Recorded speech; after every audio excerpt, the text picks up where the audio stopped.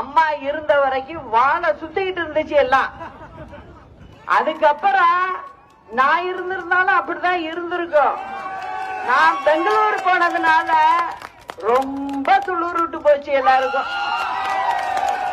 அதெல்லாம் நம்ம ஆனா நம்ம சின்னம்மா என்னம்மா நீங்க எப்படி பண்றீங்க? அம்மா பெங்களூருக்கு எதுக்கு போனீங்க?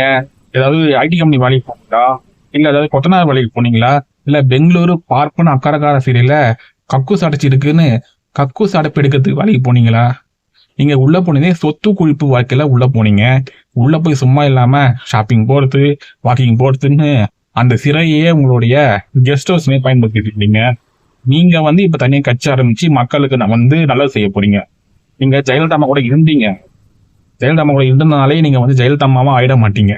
அதாவது ஜெயலலிதா அம்மா அவங்க அயன் லேடி, நீங்க வெறும் சாதாரண ஓல்டு லேடி.